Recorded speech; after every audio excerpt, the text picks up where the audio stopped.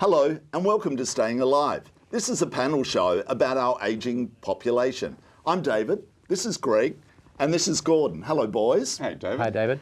Now, with our ageing population, a lot of us, I'm now a pensioner and proud of it, yay. Bad luck for all you people that haven't got there yet. You're self-funded. I'm a self-funded retiree, yeah. You're not there yet? I'm looking down the barrel, don't worry, I'm looking down the barrel. It's on the horizon, on the way there, David. Okay, is it becoming harder for people to live off the pension?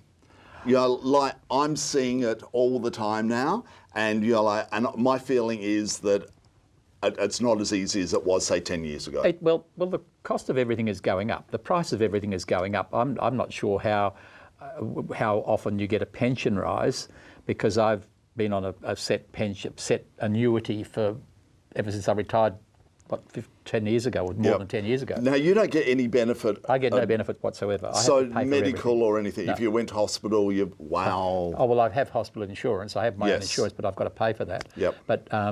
But the thing is that I even myself, I notice that the price of things is going up all the time.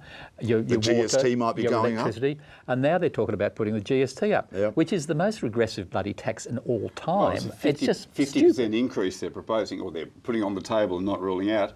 But there's no GST on food, basic necessity for people, even more so as you get older and you start to age. Well, there's no GST on food, there's no GST on health, the two things that impact people of age. That's right. And so suddenly it's not a 50% increase, it's a 100% increase, 150% increase basically. Yep. But the figures have come out that people on the lower pension, lower wage group even, you know, if they've got to spend with 15% of the increase in GST, they're going to be paying 11% of their money extra. That's what they're paying. Where people on the higher income bracket are going to pay about 5%. You know, so you as a self-funded retiree, who's going to top your benefits up there? Nobody. I just hope that my money stays there and keeps going until I run out rather than it. You can't, and don't forget, you're leaving everything to me when you die. Greg, to us. No, me, not you. Greg, what's your thoughts? I'm not yet there, but I'm starting to lock in the finances for my retirement. And before I even get there, I'm seeing the opportunity reducing that far ahead. So whatever I put in now won't be enough, because it won't cover the increased costs that will be coming ahead. But right now, David, it's not just the people that are already retired. We have many people in cars that leave their office jobs, park their car under the Westgate Bridge or under the Balti Bridge or in a park, take their suits off, put them in the back, hop in their tracky dacks and sleep the night in their cars in the park. Wow. Now, this is an ageing population where people won't have accommodation, won't have a roof over their head. So there's a principal example of the new wave of problems to face the ageing population. But are they trying to build now, you know, like in Docklands and other areas? I live in St Kilda, and there's affordable accommodation. That's part of the mandate for St Kilda. And there's a block behind me that they built since I've lived there. And it's lovely. It's very nice, but it's just a one-bedroom apartment, and it's for people that can't go into the Housing Commission because the wait's too long. But there's this affordable living for them. The stock, that's a fantastic idea, but the stock that's available is far less than the demand. And the demand's increasing, the stock isn't increasing as much as the demand, so the gap's getting wider, and that's the biggest problem. And people like, if you talk to Tony Keenan, who's out there in the social sector, you talk to some of these leading lights of our community that have worked with poverty, worked with homelessness, I'm sure they're as despairing as I am about this widening gap, particularly for LGBTI community, where if you have the money, had the job, and you have the connections and families and the resources, great. But when you don't, and so many of us don't, exactly, you're on the scrap heap. Wait till retirement, and it's thrifty.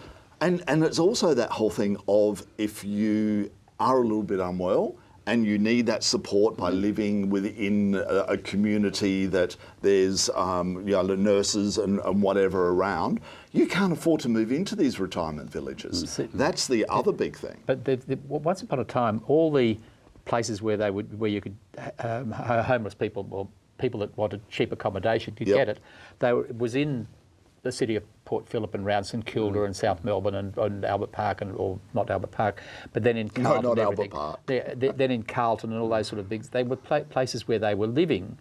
They have since been sold, knocked down, and put up as high-rise apartments for investors, you know, and these people have got nowhere to live now. And this is the problem. And it's, the other case is that, yes, it was in a city, but because of the sprawl of Melbourne, and as we know, in the next 10, 15 years, we're going to overtake Sydney's population.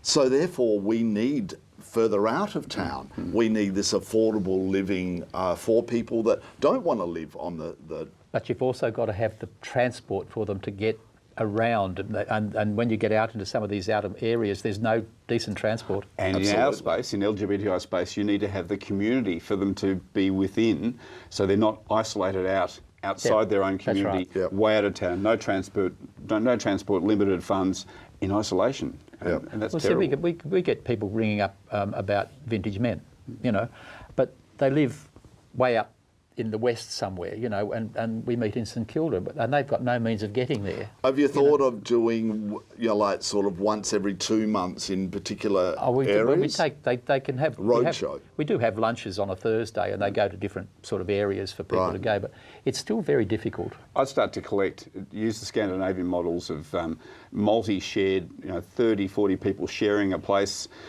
generations, different sexualities, different genders, sharing a place, and you can age through that process, stay in your own home, and when you depart, new people move in. It would be almost like a social enterprise to get people together. But that wouldn't go down very well with the government. You can't have socialism.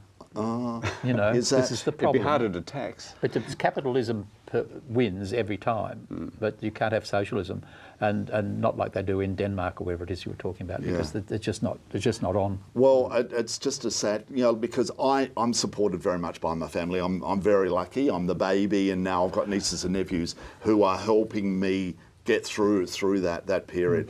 We could talk for hours about this, but we've run out of time. Thank you again, because you talk too much, Gordon.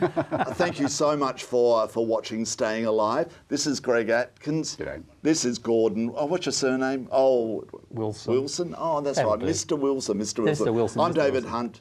We'll talk to you soon.